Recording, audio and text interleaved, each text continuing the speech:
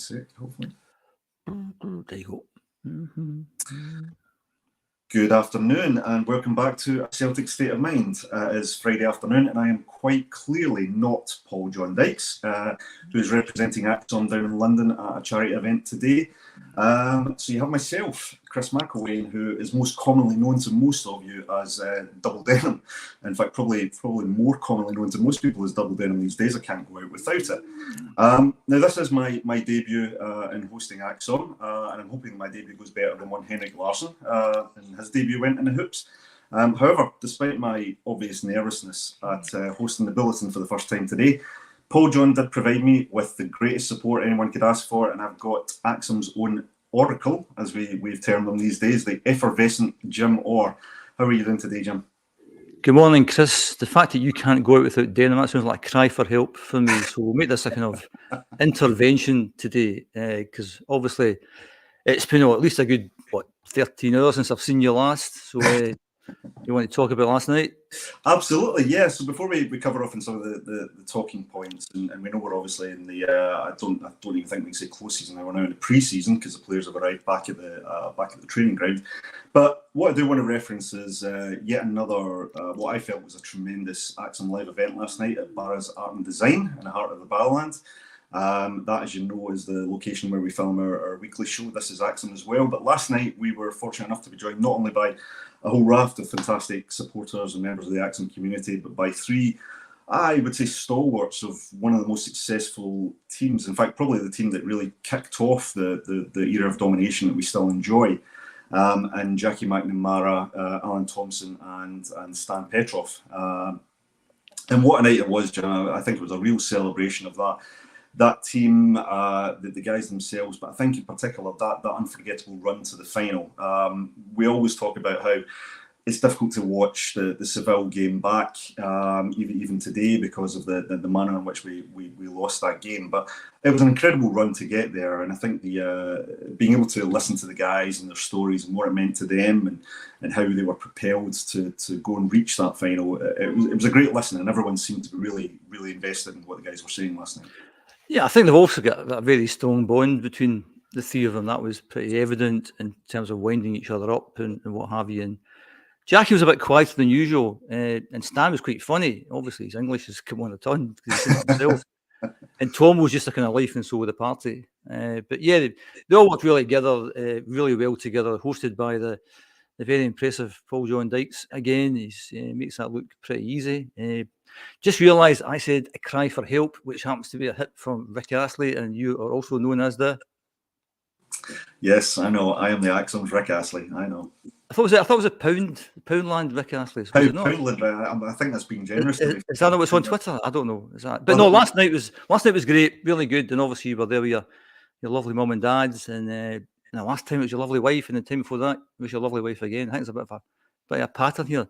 Nobody trusts you to get yourself. I think if I keep doing this, I'm going to end up both divorced and probably put up for adoption. That's what they're saying. He's wearing denim again. You go with him this time. No, I went last time. No, you go with him this time. Because they'll pick on the boy. You better go with him. But yeah, it was a really good night last night, and Paul's away today. So we've got a new host, and I'm going for the third week in a row. So this is pretty taxing. I know, which is great. Having to talk about Celtic again when there's nothing happening. So people are getting, Jim. Well, funny enough, me and you, we joked about that last night, Jim. One of the challenges we've got is when you're in this point in mid-season, we've not obviously seen a lot of transfer activity yet, but people still seem to have an appetite to come on and discuss Celtic and discuss events and hope for a little bit of insight, and some hopefully maybe we can provide, some we can't, but certainly looking forward to having a bit of a discussion. Well, the fixtures are now out, so that was good. That's something for us to talk about, which is we've got the fixtures. Dead interesting, who we're playing, when we're playing, and I suppose that goes back to your transfer question there about, if you're buying players, you want them in early, you want them in to get settled in. You don't want to buy somebody in a kind of Wednesday night and say, well, you might get a game on the Saturday, you might get a few hours, it's not really fit, so you really want players in the next couple of weeks or so. I don't think we should be too concerned at the moment, but if it drags on longer than that, I mean, when's the first league in 5 weeks' time? It's about that, yeah. If the team we put on the park in 5 weeks' time is not as good as the team that finished the cup final, I think alarm bells should start to ring, because what you're then going to do is, in actual fact, looking at the fixtures, as I did this morning, because I do a bit of research, we're going to Hibs and we're going to St Mirren, and we've got a Glasgow derby in the first month of the season. So you want the new guys to be in up to speeds and going to those 3 games and every other game making a difference. If we're scrambling about trying to sign players in mid-August because maybe they're our main targets, and it is dead easy to sign players nobody wants, of course. But the story that have been spun the past few years is you get to the tail end of the transfer window and we just couldn't land our main targets, and here's Joe Soap, and we all go, oh, for goodness sake. Because what we did last season is we made an avoidable title race. That was us. We did that. We did that by our inactivity at the start of the season, last social season, or maybe not a lack of activity, but our activity wasn't too clever, and we can't do that again. And you would like to think there's something happening. And I said a phrase last week that somebody got annoyed with, ducks in a row. So I'll say it again just to annoy that person, that I'm assuming we have our ducks in a row. And by that, I mean that we have had conversations with players and agents, we've agreed terms, we've done all that stuff, and we're just waiting to go bang, bang, bang, bang, bang. Here's him, here's him, here's him, here's him. Go for it, guys. If that's not the case, I'd be concerned. I think we should be concerned. What would be a bigger concern is actually if there's no ducks, never mind ducks in a row. So well, I expect something to have been done. Sorry, keep chatting away here. I expect something to have been done by now, and it's just a matter of announcing who these guys are. And I think the other confusion that we have, Chris, is the fact that we don't know who's making these decisions because we don't seem to have a recruitment team. And you mentioned the word transparency before about we're not actually wanting the club to tell us who they're thinking of signing. That would just be daft. Yeah. But it'd be good to know actually who's making those decisions, so we know who to point the finger at blame at. If it all goes pear-shaped, we can say, well, that, because last season it was a bit confusing, and then the manager seemed to kind of like take responsibility by saying, you know, everything has to go by me, and then we say, oh, can we point at you then, because you're the guy to blame? And then people say, well, it's not actually the manager. Well, who is it? How does this work? That'd be good to know. Like a lot of other things that happen, it would be good to know. Yeah, I think you make the right point, Jim. For me, I get the trepidation amongst the fans that, you know, it's no news is not necessarily good news. Strategically, if we've got targets in mind, it probably makes sense that we don't go too public on those, because for one, it can bump the price up, you get other clubs interested, you reveal your hand too soon. But what you do want to understand is actually that there is moves happening in the background. And you're right, I mean, it's actually, where does that responsibility lie at the moment? We saw midway through last season the departure of Mark Lawwell and Joe Dudgeon, who we believe were key members of the recruitment team. So that looked like a reactive move to maybe some of the poorer elements of the recent recruitment windows. But do you think is there a responsibility now to supporters like us, where we've had that probably more challenging title race than we would have expected? We've seen some of the failings in the in summer and even the winter recruitment. Is there a responsibility in the club, or would they even view it as a responsibility? Probably not. But is there a responsibility of the club to say to the supporters, look, we get it, we're working on targets, we've got players in mind, trust us at the moment? And has the manager actually earned the trust, do you think, a little bit? How many questions was that, Chris? You asked there. The club doesn't have to say. The club doesn't have to say anything. The club must show by their actions that they've actually done something. The first league game's in 5 weeks' time. We've got this wee tour that we're doing, and we're playing Chelsea and we're playing Man City, and the chances are we'll get scalped by them if they get a half decent team out, because we are now weaker than we were last season, and nobody is any less bothered about friendly matches than I am. You know, if we go there and we get scalped, we get scalped. Hey ho, I'm not that bothered. But it's a shame for the people who are going to pay ridiculous amounts of money to go and watch these games, and it's eye-watering what they're actually charging over there. But no, I would say the first game against Kilmarnock, that's our first deadline, I think. And what I said at the very start is, if the team that takes the field that day is weaker than the team that played in the cup final, we've got potential problems here, I think, because what you're then starting to do is start to cram all these ducks in a row into the last few weeks, and that's going to be even more challenging. So we have to see some people coming. And I'm not, I mean, unlike a lot of people, I'm not bothered if we don't go out and spend big money and big fancy players. We need good squad players as well. We need experienced players. So I don't mind if we go to another SPFL club and pick up, one or two good experienced backup players. They're not the guys for the Champions League, but we need some good bodies in, because some of the bodies we've got aren't too clever, and we need to put people back out. So if the manager doesn't fancy a Lager Bielka or an Odin home, then if Aberdeen want to take them for a season, or Hibs or Hearts want to take them for a season, get those moves as well. But I think that's the first deadline. You wouldn't expect the fans to the board to say anything at this point in time to us, because once you start talking about things, fans will ask you more questions. So the tagline about keeping quiet is actually okay. But that's your first deadline, I think. Kilmarnock, is it the 3rd or the 4th of August now? Yep. Why are we playing on the Sunday? That's another question. I don't understand. Yeah, that was a question that was raised yesterday. Because in actual fact, the whole fixture list thing, I in terms of transparency, some of these hooters outside here, that, it's not your bit noisy. Aye, that'll be my callous off.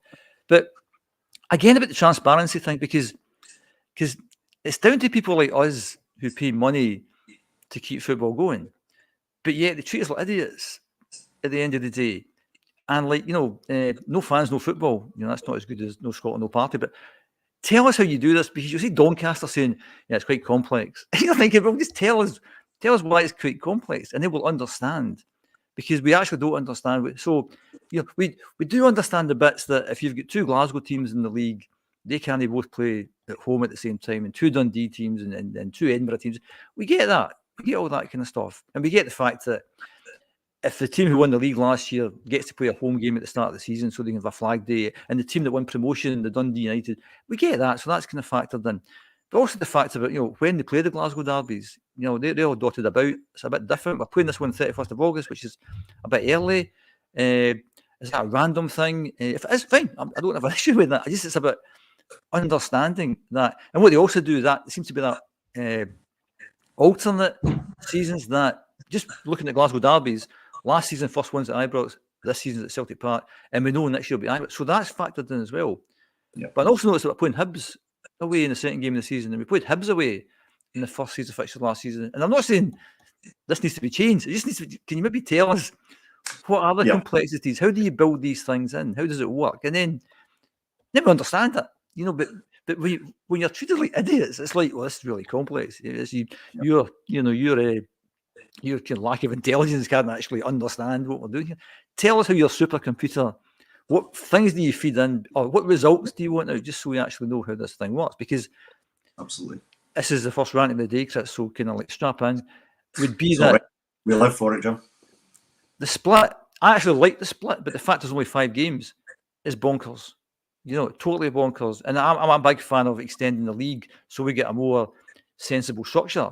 So, I would add up it to 14 teams, play each other twice, actually get 26 games, and then top 6, bottom 8. So your top 6 are playing each other home and away. So there is transparent. There's another thing that when you get to the end of the before the split, you don't know who you're playing where. How utterly and totally mad is that? It's just, well, who do you think we're playing? Well, I think we've got 3 home games. We've got 3 home games against Aberdeen this season, 1 against, and then we've got 3 away games against Dundee. And you're thinking, what kind of way is that to run a football organisation? And also, I don't think there's any great harm in bringing up another 2. That would mean 36 games, 2 games less. But there's enough football. There's been the other ones. The bottom 8 would then play 40 games, a couple of games more. But I like the split because it creates that excitement. You're playing all the big teams. But what they do, again, they've done it last season. You're thinking, when's the Glasgow derby? And they're saying, well, we don't want that to be a league decider. Any other country in the world would be saying that's the one we want. We want that to be a league decider. That's the tin pot mentality of the people who run Scottish football that say, no, we don't. And then you say, well, why don't you want that? And then they say, well, 40, how many years ago was that? 44 years ago, there was a riot. And then we banned alcohol because of that one-off riot. Yeah. And you think, well, not that, I'm not bothered if they sell alcohol or not, but they're not selling that because of a riot 44 years ago. Yeah. That's the tin pot mentality that people run Scottish football. And it's still showing a bit of disdain for the supporters as well. For that, of course. of course. Do we not trust supporters? Okay, yeah, look, there's idiots in every support, including ours. We'll never get away from it. But you're basing decisions on an entire football structure on events that happened 40 plus years ago. And then the one that was maybe 25 years ago when the referee sit by a coin. So they're saying, well, and then that game was scheduled for 6 o'clock on a Sunday and a bank holiday. And you think, well, I get that. Maybe don't schedule it for 6 o'clock on a bank holiday. I get that. But by all means, make it a league decider. Of course, because that's what you live for. And if you ask of any kind of Celtic fans of kind of my vintage and before, name your top 3 league games of all time. And the 4-2 game will be in there in 1979 for the younger viewers out there. That if Celtic won the last game of the season against Rangers at Celtic Park, they've won the league and they won it 4-2. And that's the game that's talked about. Because that's what you want. You want theatre, you want, showbiz, you want big things. But our administrators don't want that. We don't want that. Was it not? What's the country? I don't know if they still do that. It was Italy, maybe, where they seed. I don't know if they still do that. Where they would seed all the teams so that, and obviously they're only playing each other twice a season. But if there was, I don't know how many teams in Serie A, but if there's 20 teams, then they would make sure the first series of games are the stronger teams against the weaker teams, so that when you get towards the end of the first series of fixtures, the top 2 from last season are playing that last game, and they'll play the last game of the season. So it's based on what happened last season. So again, you're looking at the fixture list. The main rivals go to Tynecastle. So straight away, the chances are Hearts are going to drop 3 points. And you want Hearts to be competing. I want Hearts to be competing. We go to Hibs in the second game, and the chances are we'll beat them, and they've dropped 3 points. But wouldn't it be good if Hearts played St Johnstone or Hibs played Ross County? A few games like that. Obviously, there's not as many teams. That's why we need more teams, I think, in the top league. But wouldn't it be good to give them a good start and a bit of confidence? Because, as I've said before, it's hard going to see a team who are never going to win anything. But see when they go off to a good start, I don't know if you will be old enough to remember when George Burley took that Hearts team and and they won their first however many games they won.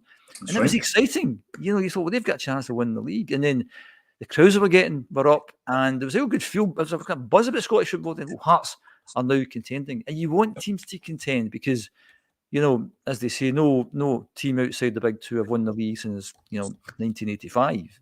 So that's almost 40 years, and it's just. Was it Alex Ferguson, Jim? Was it Alex Ferguson? Alex Ferguson, yep. That was before they left to go to Man U. But you need competition, and it's really difficult for these teams to compete. So I think we should do everything we can to help these teams to compete. And that's why I said earlier that back to transfers then, a Lagerbielke to Aberdeen or Odin Home to Hibs, to raise the standard of those teams. Yeah. Obviously, they can't play against us.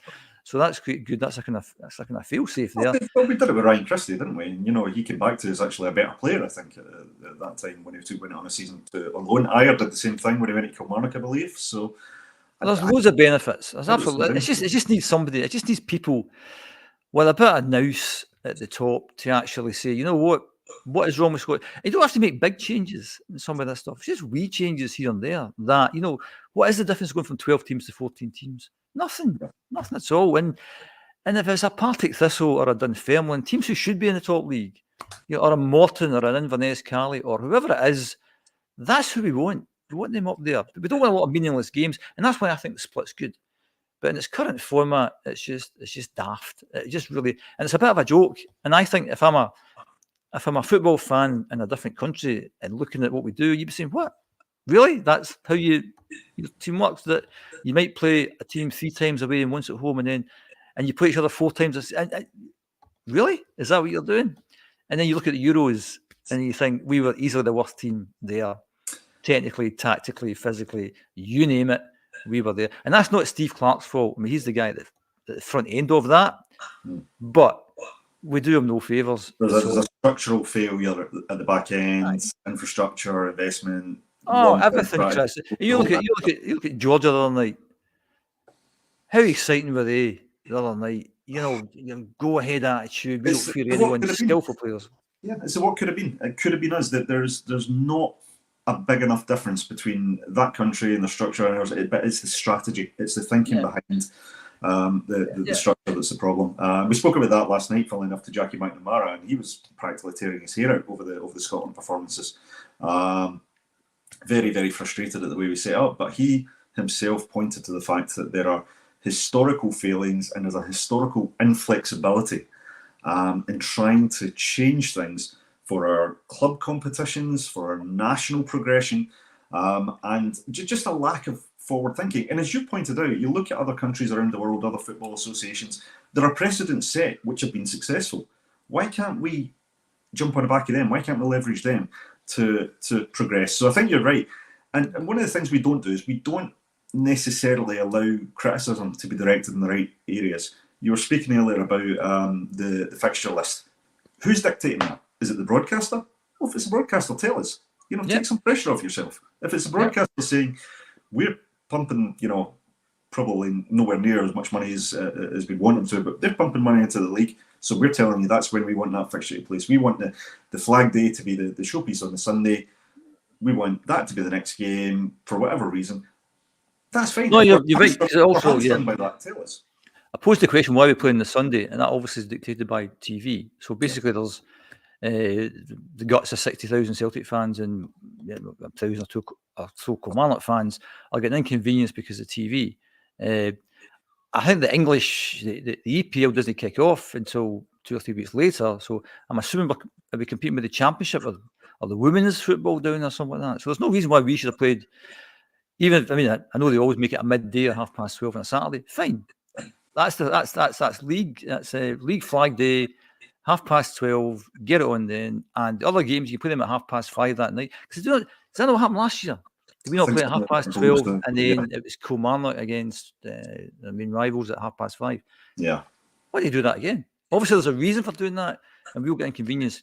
Because I don't mind watching football on the TV on a Sunday, but I hate going to football on the TV. I hate going to football on a Sunday. Actually making the effort to go out to watch the game. Don't mind if it's on at 12:30 and you switch the TV on. That's fine. But I find that a major inconvenience, and also the fact that we've loads of fans coming from the island. Absolutely, yeah. The fans never seem to get the consideration. That just mucks up. So I would like to see our club, other clubs taking a harder stance on that, so that when they say, "I'll tell you what we'll do, we'll play your game at 4 on the Sunday," and their club say, "Keep your money. We don't want it. We've got 140 million in the bank. Keep your money. Talk to the hand. We're going to defend our supporters." And then you take that on further when it comes to the Champions League. They don't actually. They should charge less than normal games as a thank you. We've got this money, guys. We're not going to rip you off again. Will they do that? Of course they won't do that. And that's when you want people who I think fans can relate to think we've got good guys running our club. We've got good guys running our national association. We've got good guys doing this, that, and the other. When I say guys, I mean men and women running this stuff. But we don't have that. And that's never going to change because there's too much self-interest, because it's run like a bowling club. And it goes all the way down. And as I've said before, I was involved with kids' football, schools, boys' clubs over the guts of 20 years.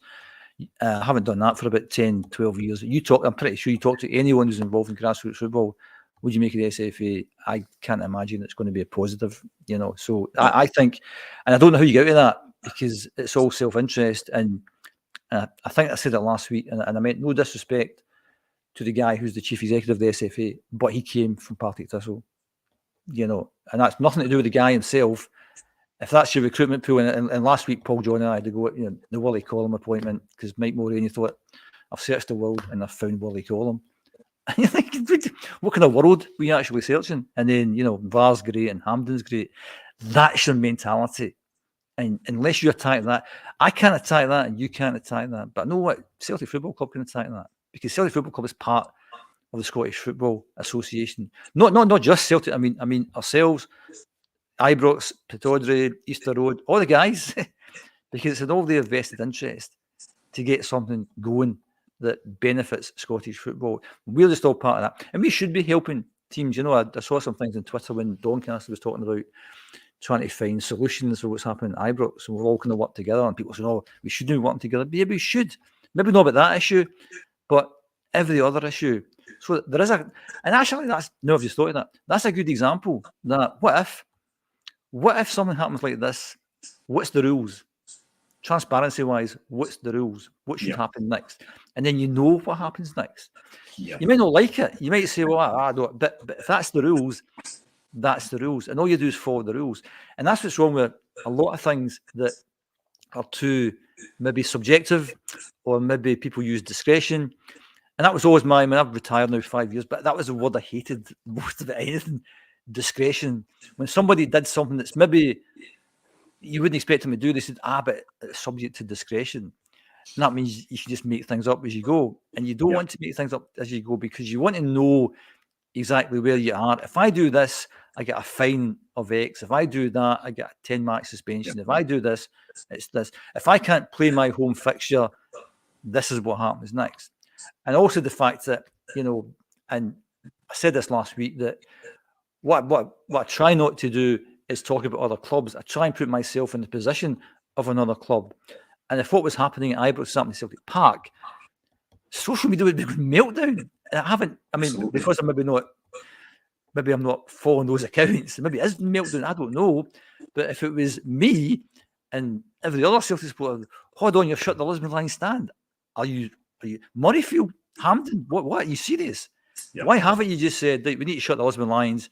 We'll play to that, 3/4 of the ground. That's what we're doing. But they've not said that. And it's none of my business. But it's my business when they start to reorganise all these fixtures. Yeah. As long as it's done fairly, I don't have an issue with that. But we don't seem to have rules. Maybe we do have rules. I don't know. But it'd be nice it would be nice if the expectation was set for fans in particular, because there's always a downstream impact on fans whenever any of these changes take place. I think the problem is that we look as though we're being too reactive at the moment. So, like, without having a go at our nearest rivals, the point is that they're obviously in a situation at the moment, based on however accurate the reporting is, that could mean they can't meet their commitments to play the games at their home stadium. Well, has nobody anticipated this can happen to any club in Scotland and say, well, this could be the effect? As you say, if it was Celtic, we had to close a stand, we had to relocate to another stadium at a different part of the country. We already referenced the fact that a lot of our supporters have to travel, some from overseas as well. And suddenly you're changing location. But if you set the expectation ahead of time to say, look, in the event this happens, here's our contingency plan, here is our plan, and this is what you can expect. So look, we can't account for every eventuality, but here, for all the possibly most common eventualities, here's what we can do. I think you get the supporters on side to a great extent. Won't please everybody, but I think you get them more on side on that. And you remove that rod for your back a little bit, and you're not necessarily seen as the bad guys. 100%. I mean, every company should have a risk register that says, if we take a decision like that, what's the worst that could happen? And if the worst happens, how will we cope with that? We will do this, A, B, and C. And you are old enough to remember the year 2000, where everyone was forecasting like Armageddon, no computers going to work. People were spending loads and loads of their time thinking, well, if my computers don't work, we have to do this as a backup and all this kind of stuff. So one assumed there was some sort of risk register in place in all the clubs, and therefore, like they've said, the only time they can do this work is a close season. Fair enough, but there must have been, well, if it doesn't work, what we're going to do next? And when it happened, then you tell the fans, we anticipated this might happen. Hey ho, we're going to do this, and this. We're sorry for the inconvenience, but that's it. Because actually, if you take it back to Fergus's time in Fergus walked in, we had a choice. We didn't have to play at Hampden. That was a choice. We could have rebuilt Celtic Park piecemeal.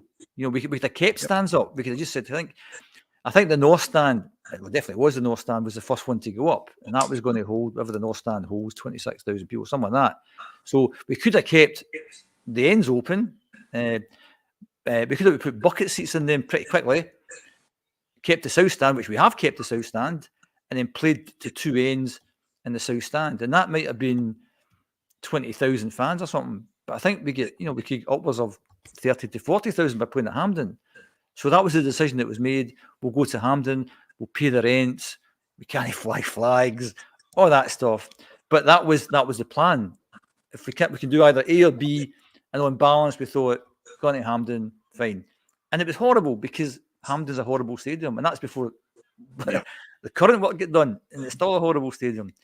And that's the thing. Again, I was talking about ask any Celtic fan of my vintage, name your top 3 league games. name your bottom 3 league games. A lot of people say pick any Hampden game you want from that season, because it was all they lost to Falkirk, Partick Thistle, and things like that. So there you go. You know, mightn't that have been different if they'd played at Celtic Park? I think it possibly would.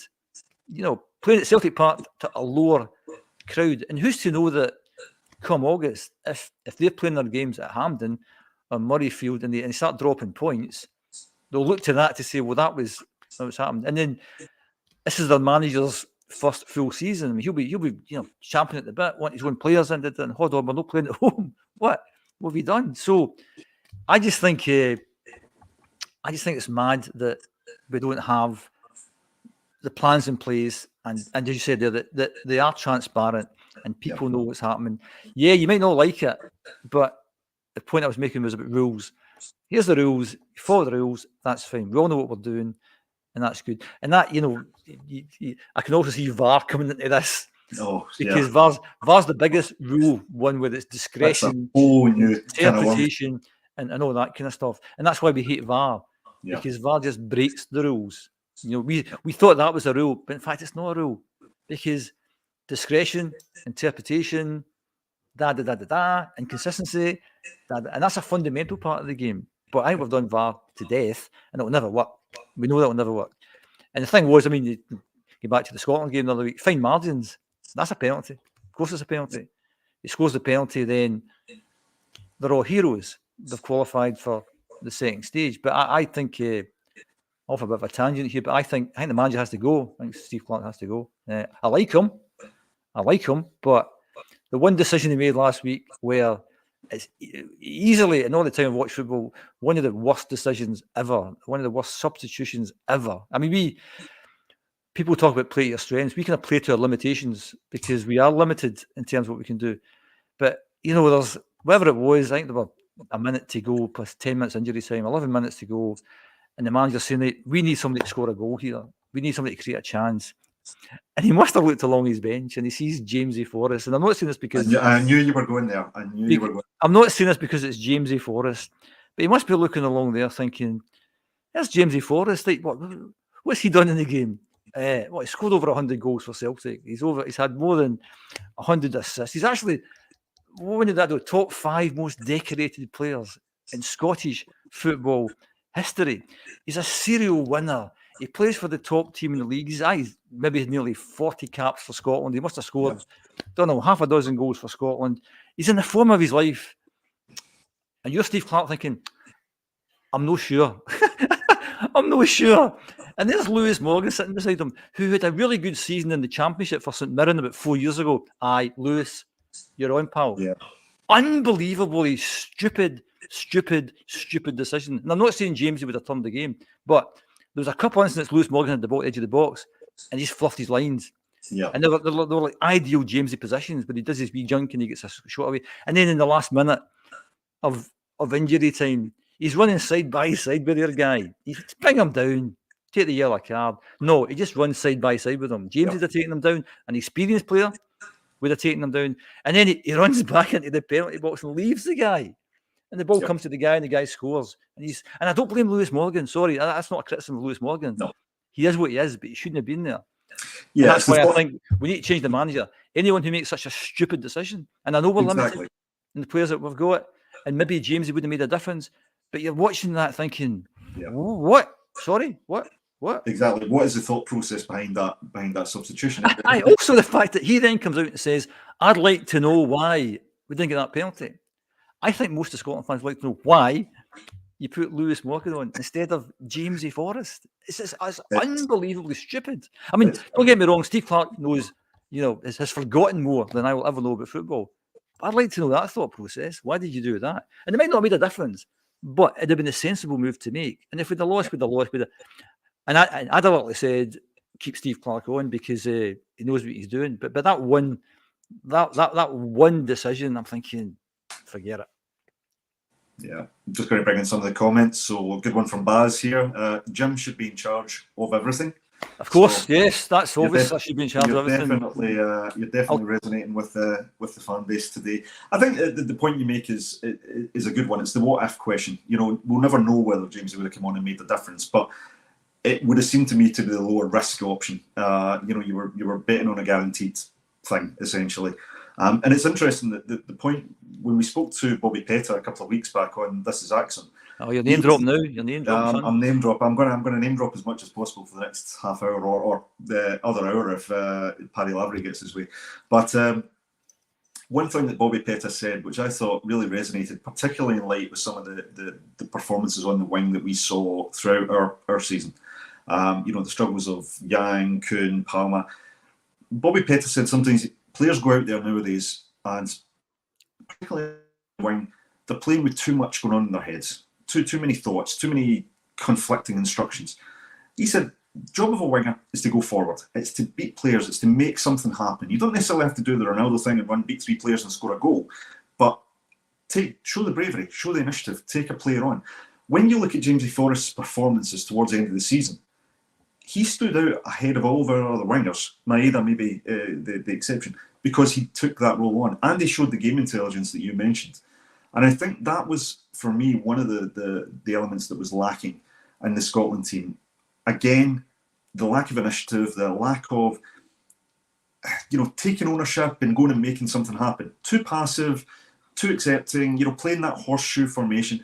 And actually, I think, Steve Clarke does have to take responsibility for that. And actually, a lot of the guys in the comments are agreeing that, while we can look at the institutional failures and what's led us to have maybe this depth of quality or this, maybe the wrong mentality going into tournaments, I think the manager ultimately will live or die on his decisions on pitch, right? That's, on his selection. See, I don't know, Chris. I mean, I'm happy to have a wee debate about this one because I said there that I'd have, if it wasn't for that ridiculous decision, I'd like to keep Steve Clarke. I never don't actually trust him to do that. But I think, as I said, in jest, we play to our limitations as opposed to playing to our strengths because I don't think we've got enough good players. When I saw the Georgia team, I thought, they've got 11 or however many played at the end of the day, 14, 15 that played in the day, and they all look like players and they all look like they knew what we're doing. And we've got Porteous and we've got Hendry and we've got Tony Ralston and we've got Shea Adams and we've got Shankland and we've got Stuart Armstrong and we've got Greg Taylor and we're a million miles away from that. So I think, and I'm playing devil's advocate here. If I'm Steve Clarke, I'm playing to my limitations because I don't have many strengths. And I know if I go toe-to-toe with Hungary, we'll get horsed. I go toe-to-toe with Switzerland, we'll get horsed. So what I'll do is I'll play to the fact that, and I know he did this at Kilmarnock, because I think I said a few weeks ago that Scotland are the St Mirren of the Euros here, in that now and again St Mirren have no bad season. Like they've got top 6 last season. So that's like Scotland qualifying for the Euros. We don't normally do that, and we get in there. But we are limited in terms of what we can do. We've got nothing up front. We can't score goals. So if I'm Steve Clarke, I'm thinking, right, what are the little strengths that we have? Right, pack your midfield, play one up front, be solid, whatever. And that's why, in the Acsom chat, I remember before the Germany game, there was a couple of comments saying, he's dead negative. And I said, no, he isn't dead negative. He's playing Ryan Christie instead of Billy Gilmore. So he's playing somebody who's an attacking guy, give him the ball, he'll take up the pitch. Billy Gilmore, to me, would have been more negative pick. And that's what he went with against Switzerland, because I've learned my lesson here. I shouldn't be adventurous. I'm going to just stick more in the midfield here. I just don't think we've got enough.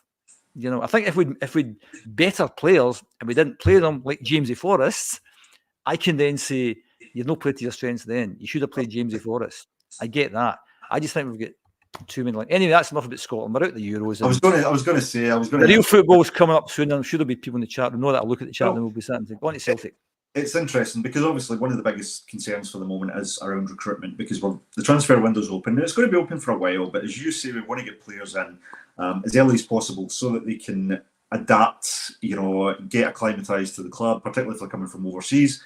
And we want players who are going to be able to hit the ground running when the first game kicks off. Now, interestingly enough, just to shamelessly plug the live event last night, but one of the points that Paul John asked the guys was around that point where we started making statement signings.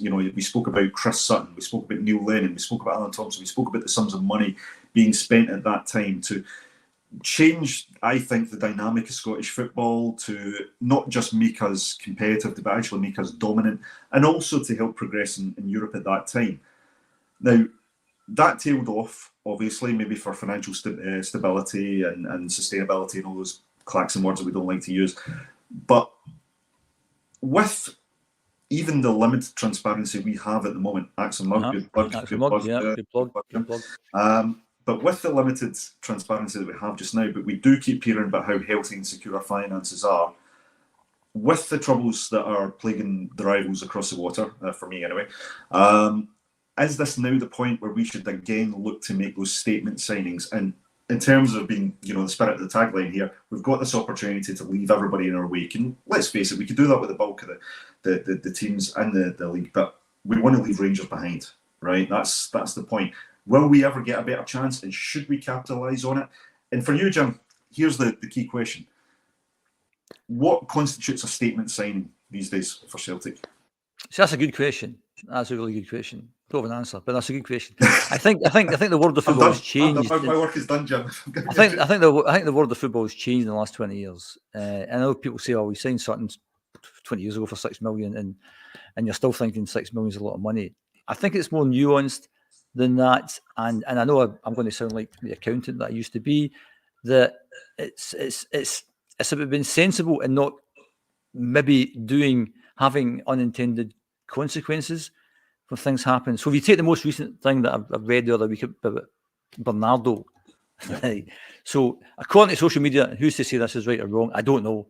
Says that Bernardo wants too much money, wages wise. Okay, so the first question you think to yourself, well, surely Celtic must have known how much this.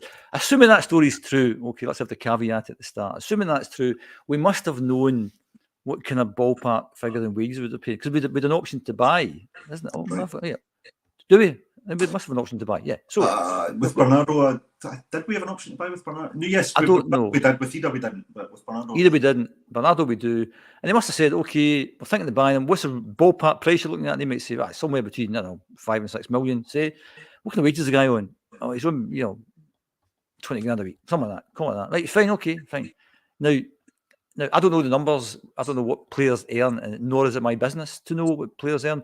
But for the sake of a discussion, say he's on 25 grand a week, say, right, which for ordinary mortals like us is kind of eye-watering numbers.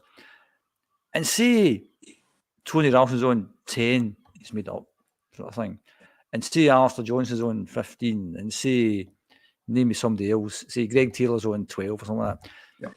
You bring Bernardo in and you give him his 25 grand a week and you pay him double Greg Taylor, say. And again, I've no idea what these numbers, I'm just making these things up for the sake of a discussion. Is that fair? Of course it's not fair. Right? Because Greg Taylor's played X number of games. He's a valuable member of that team. He's a serial winner. Serial winner. This guy's just walked in the door. Yeah, he made a good contribution last season. Is he worth twice Greg Taylor money? I don't think he is. But what fans will say, I'll pay the money. Get the guy in. Get the guy in. But you have to weigh these things up. And you have to, again, I'm getting back to rules. Right? And rules and structures, wage structures, and people knowing where they are. And I know at times you can maybe bend a wee bit. We're back to discretion again. That you can bend things here and there. But I think you have to have a fair wage system. So if you go back 20 years to the time that you're talking about, if Henrik Larsson was getting paid 4 times what Jackie McNamara is getting paid, I think Jackie would accept that because it's Henrik Larsson. Right. If Didier Agathe was getting paid twice as much as Jackie McNamara, you'd be in the manager's office the next day. Yeah. To say, hold on, why is he getting paid? He's not even playing. I'm the captain. So I think these are all the bits that as fans we don't see. Don't see. And Alan Thompson's told. I mean, Alan Thompson's a really funny guy. And he told, which I won't repeat the story because I'm sure that he was going to tell it again. But it was a certain game, and he scored a goal, and the next day the sponsors gave him money, quite a sizable chunk of money, right? And it's a funny story. It's got a happy ending. He gets money, right? And as fans, you would never think of that happening, and you think, well, obviously, there are loads of things like that happening within the game that we never ever see. Lot of permutations, yeah. And I think it's completely different if you and I work for the same company. And we're sitting here across the desk for each other. And I find that you're earning, or we'll make it the other way, I'm earning 3 times more than you. Right? Because that's obviously more sensible. I think the chat room would agree with that. I'm earning 3 times more than you. No, hold up, make it the other way, because I've actually confused myself here. You're earning 3 times more than me. I'd feel justified in saying, hold on, because that's the fact I think you would accept the fact that I'm earning 3 times as much as you. Whereas if it's the opposite of that, and you're earning 3 times as much as me, and we're doing the same job to the same kind of standard, I'd be justified in saying I want what he's getting because I'm doing the exact same job. Football's different. I know it's different, but there has to be some kind of common sense in there and the differentials between what players are getting. So I get the point that we could afford things, but should we do things? And there was somebody in the comments last week, I think it was, completely misunderstood what I'd said about Kieran Tierney. I said we could afford Kieran Tierney, but should we buy him? No, we shouldn't. And that was before he got injured. Because there's too many complications when you bring in somebody on huge wages and the ramifications that has for the rest of the team. We could build a new stand. We could spend £20 million on a player. We could pay a player $100,000 a week. We could do all this stuff. But in my simple mind, I don't think we should do that. So there's a balancing act in there somewhere. And again, I'll repeat, and I know I'll get a bit of criticism for it. We don't have to spend big money. We have to spend smart. And there are players out there, and I've watched a lot of the Euros, and I've been dead impressed by the so-called smaller nations. Austria have been really impressive. Georgia have been really impressive. A number of other teams. You're thinking, well, some of these guys are playing for pretty unfashionable teams, earning maybe $5,000 a week. Bring them in, you give them $10,000, you double his wages. Hog heaven. He's happy to do it. So that's the kind of, I'm not saying that. You need a good mix. A good mix of signings, some cheaper, some more expensive, some more experienced, some less experienced, and have that kind of mix. What we did badly last transfer window is we bought a lot of players for roughly the same amounts of money, give or take, between the number of £2 to £4 million, and all round about ages of 21 to 24, something like that. Absolutely. And that again is madness. And whoever sanctioned that is an idiot. Then the manager said, "Hold on, I sanctioned that," and I said, "Hold on, Brendan's not an idiot.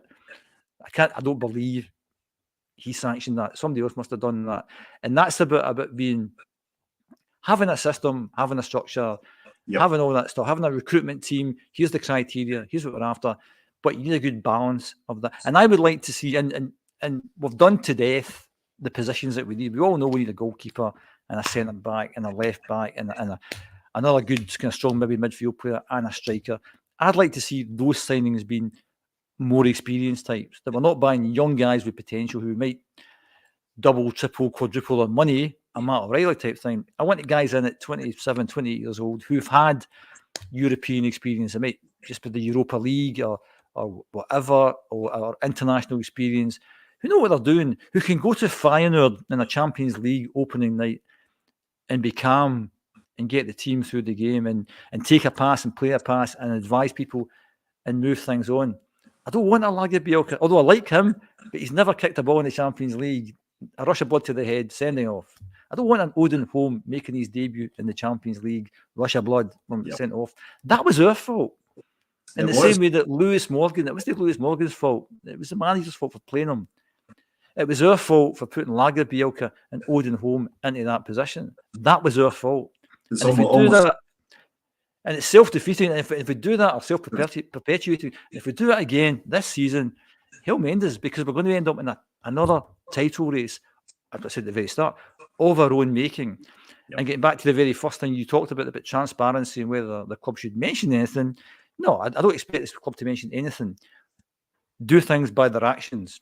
And I think, that's actually quite I hadn't thought of this before now, but that 3rd or the 4th of August, there's your point where you will know before the end of the transfer. You've got another month to go, but you'll know at that point in time whether they are doing what you hope they would do. Is that a weaker team? And also, that's not factoring in the fact that players might get injured. Yes. Look at this. The USA to play in a Mickey Mouse tournament, to make a lot of money, likely to get scalped, and likely to pick up 2 or 3 injuries, maybe to key players, at a time when main rivals can't play home games, struggling for money, whatever. We are potentially shooting ourselves in the foot. I know that sounds negative, and they'll say, "Oh, that's all negative again." But the potential for that is there. That is there unless we do things right. So I think what we are trying to say as fans is what the Green Brigade had as the banner a few years ago: don't fall asleep at the wheel, because you've got all this money in the back seat of your car you should have a plan for that money. Go out and implement the plan. And we're not expecting you. I'm not expecting you to spend £15 million on a goalkeeper. I'm not expecting that. I'm not expecting you to spend £100,000 a week on somebody. I'm expecting you to have good sources, good scouts, and things in place.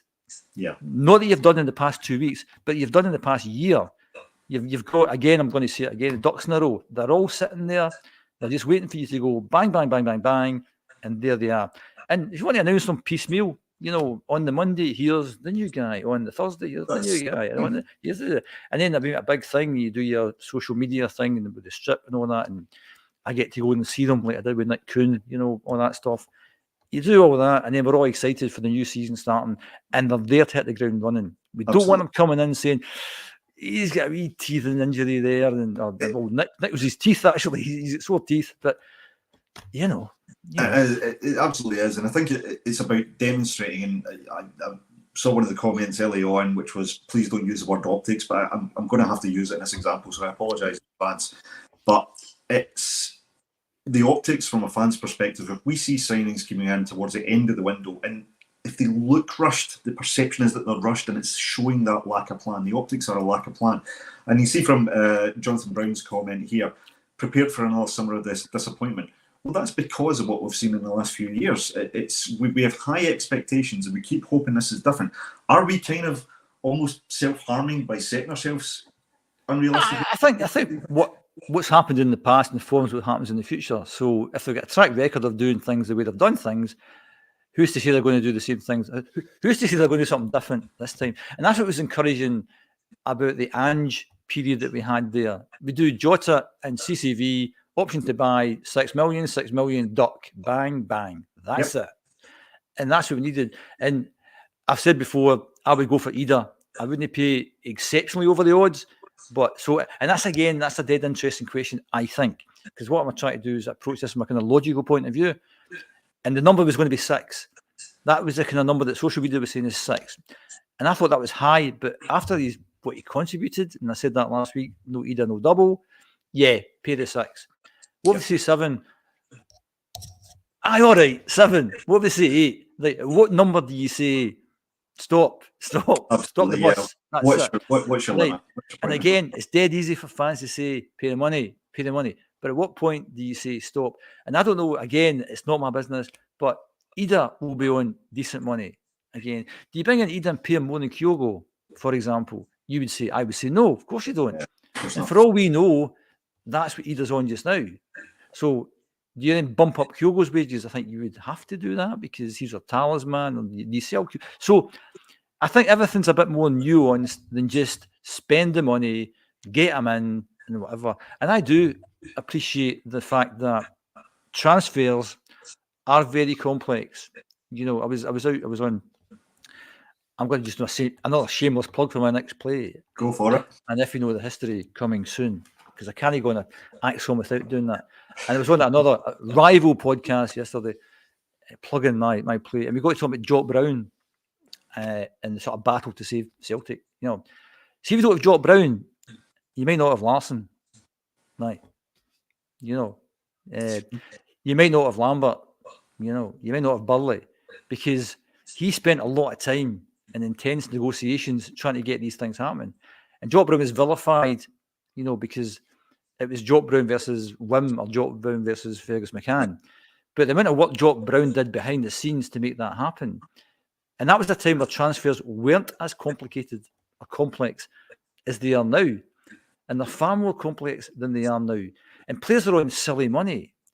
Some of the money players down south are making, $200,000 a week, $300,000. Sacco apparently is on $300,000 a week. I mean, it's just obscene amounts of money.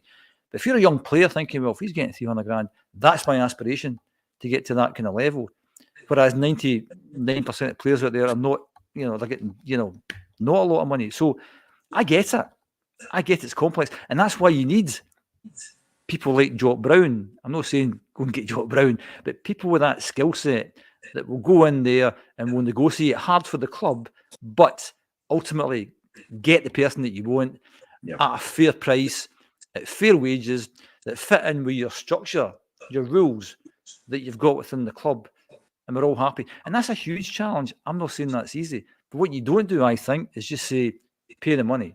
We've got the money, pay the money. Because what you then do is you've got consequences from that. You've got a queue outside your door saying, he's getting that, he's just in the door, or he's played for half a season and he's getting much more than me. That's not fair. And I said that, I think I said it last week again, I'm going to repeat things again, that in the COVID season, and Paul John is like, obviously, he's in a different sphere from us. He talks to people that we don't talk to.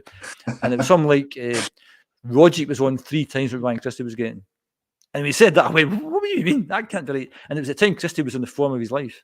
Yeah. And Rogic was injured all the time. And again, if that's you, what I said earlier was that what's happened with the stadium at Ibrox, what if that was Celtic Park?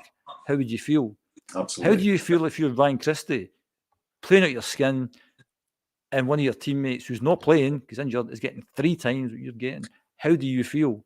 I think that's an important point. It's about we as supporters, we want to see the result, right? We want to see the players coming in and doing the doing the business, and we don't necessarily care about the process normally. If we get the player in, he does the business, great. But when we maybe bring a player in, and depending on the factors, if he comes in, towards the end of a window, might be good.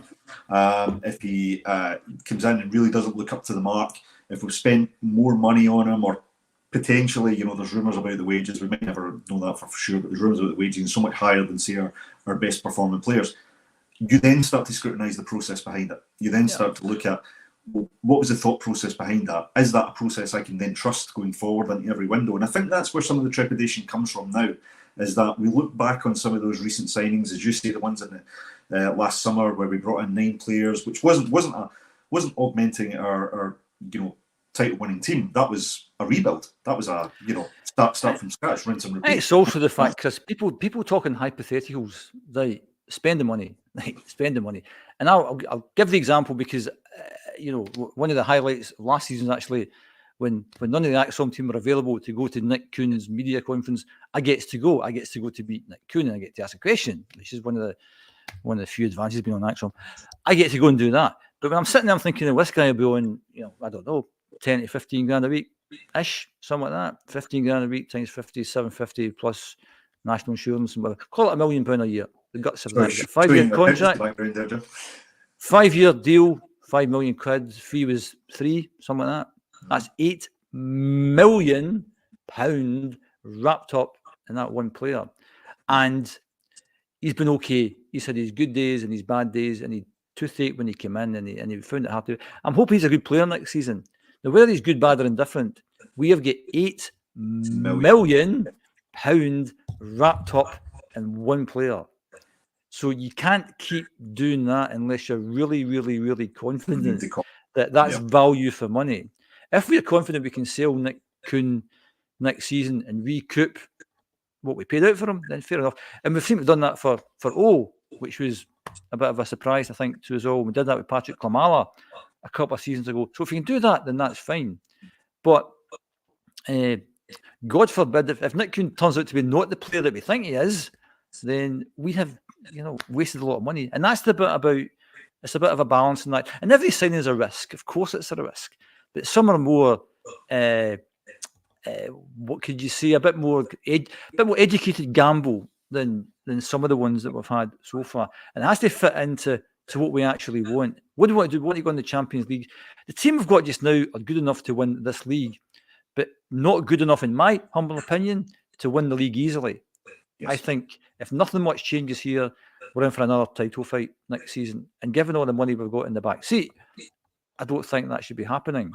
So what we need, if we're going to progress in Europe, is experience. And what I said earlier, that kind of 27, 28-year-old player, you might think, that'll cost you a fortune. Well, not if your data analysis and your scouting and your recruitment is right.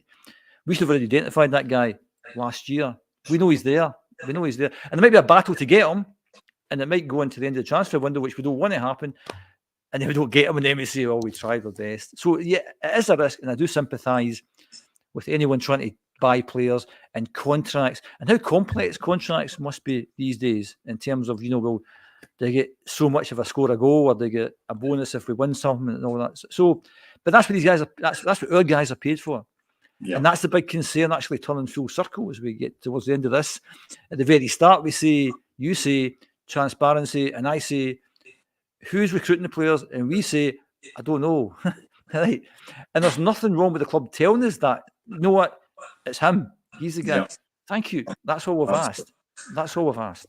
Jim, I could, like most of the people in the chat, I could listen to you for at least another hour, but we are on a time limit, so we'll start to wrap things up there.